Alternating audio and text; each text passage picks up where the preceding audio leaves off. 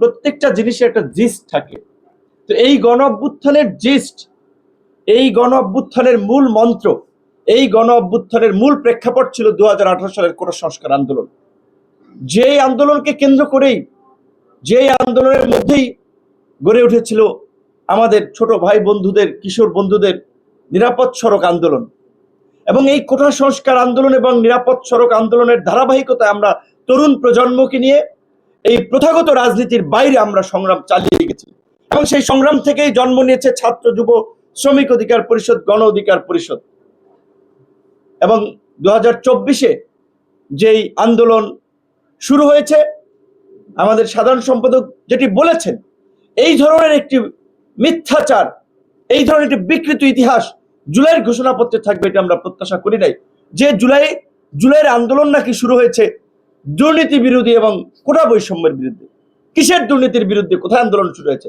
এই আন্দোলনের মধ্যে কোথাও লেখা ছিল, পরিষ্কারভাবে ব্যানারে লেখা ছিল 2018 সালের পরিপত্র পুনর্বহালের দাবিতে, পরিষ্কারভাবেই বলা ছিল পুনর্বহালের দাবিতে, ব্যানারটা ছিল বৈষম্য বিরোধী আন্দোলন। কাজী এই ধরনের উচ্চ শিক্ষিত লোক, জ্ঞানী গুণী লোকেরা একটা খসড়া আপনার দিবেন, সেই খসড়ায় একটা ডাহা মিথ্যা কথা থাকবে, এটা আমরা প্রত্যাশা করেছিলাম। এই জন্য বলেছে মন গড়া ইতিহাস লেখা যায় না। আওয়ামী লীগ 71-এর যে ন্যারেটিভ বিনির্মাণ করার চেষ্টা করেছে, আমরা দেখেছি এই জুলাই গণ অভ্যুত্থান নিয়ে একটি গোষ্ঠী, তাদের মন গড়া একটা ইতিহাস বিনির্মাণ করার চেষ্টা করা হয়েছে। আমরা বিএনপি, জামাত এবং এনসিপির সুস্পষ্ট বক্তব্য চাই। আমরা যতদূর জানতে পেরেছি, এই ঘোষণাপত্র চূড়ান্ত করার আগে দফায় দফায় ফরমালি এবং ইনফরমালি বিএনপি, জামাত, এনসিপিকে নিয়ে বৈঠক হয়েছে। তাহলে বিএনপি, জামাত, এনসিপি এই মিথ্যাচার স্বীকৃতি দিয়েছে কিনা, কিংবা এই মিথ্যাকে ধারণ করে কিনা, আমরা সেটি জানতে চাই তাদের কাছে। যেহেতু আজকে প্রত্যেকটি দল আনুষ্ঠানিক প্রতিক্রিয়া দিচ্ছে, এই বিষয়ে সুস্পষ্ট তাদের মন্তব্য আমরা জানতে চাই।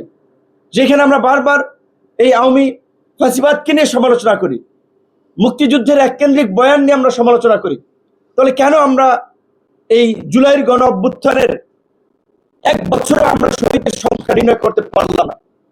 কেন এই ধরনের একটা বড় ডিসচার্জ, যেখানে জাতিসংঘ বলছে 1400, সরকারি হিসেবে 836, বেসরকারি হিসেবে কেউ বলছে 1000 খানে? কেন এই ধরনের তারতম্য? অভ্যুত্থানের 1 বছরের মাথায় আমরা সঠিক ইতিহাস জাতির সামনে তুলে ধরতে পারলাম না। তারা সঠিক ইতিহাস তুলে ধরতে পারে নাই, তারা সঠিক তথ্য জাতির সামনে উপস্থাপন করতে পারে নাই।